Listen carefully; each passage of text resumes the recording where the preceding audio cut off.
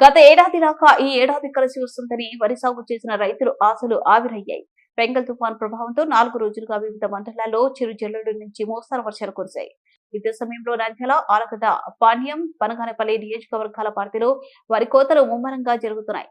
పలు చోట్ల కోత కోసి ధాన్యాన్ని ఆరబెట్టారు. వర్షాలకు ఆ ధాన్యం తడిచిపోవడంతో రైతులు ఆందోళన అంతా ఇంతా కాదు. తడవడం వల్ల ధాన్యం రంగు మారే ప్రమాదం ఉంది. ఇప్పటికే ధరలు పడి ధాన్యం రాసుల్లో నిలిచిన నీటిని తోడేస్తున్న రైతులు పోయి నష్టాలు మూటగట్టుకుంటున్నాయి. కర్షకులకు ప్రస్తుత తుఫాను మరింత దెబ్బతీసింది. వారి ధాన్యాన్ని మార్కెట్ యార్డులో ఆరబోసుకునేందుకు రైతులు అష్టకష్టాలు పడ్డారు. ప్రభుత్వం స్పందించి మద్దతు ధరతో ధాన్యాన్ని కొనుగోలు చేయాలని వారు డిమాండ్ చేస్తున్నారు. ఇవి ఏం పనికే రావు. ఇవంతా పండించి బర్రెలకు పోసుకోవాల్సింది. ఇంకా మొలకెత్తి పనికే రావు. ఒడ్లు వర్షం ఇట్లాంటి వర్షాలు వచ్చి ఇంత నష్టపోతే రైతు ఇట్లా ముందుకు వచ్చారు నాయన. చూడు ఎంత నష్టమో. మళ్ళీ రేటు లేకపోయా ఒడ్ల గింజలకు. ఎట్ట బాగుపడాలా ఇంకా రైతు? ఆత్మహత్య చేసుకొని సావాల్సింది. మచ్చు పోయినాయి, అన్ని పూలల్లో పోయినాయి. నీళ్ళు వచ్చినాయి అంతా ఒడ్ల కిందకి.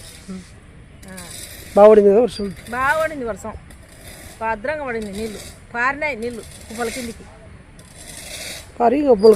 మొలకలు ఎత్తినాయి అన్ని ఒడ్లు. చెట్ట బతకాలా సులభంగా. పెట్టుబడులు ఏమో ఎక్కువ వచ్చా. ఎకరాకి 20,000 వచ్చాయి పెట్టుబడి. ఈట ముందుకు వచ్చాడు రైతు. ఒడ్డు పంటనేమో ఆడికాడికి వచ్చా. 30 బస్తాల కంటే వచ్చా. ఎట్ట బతుకుతారు? ఇవి ఉన్నట్టుకుతావా?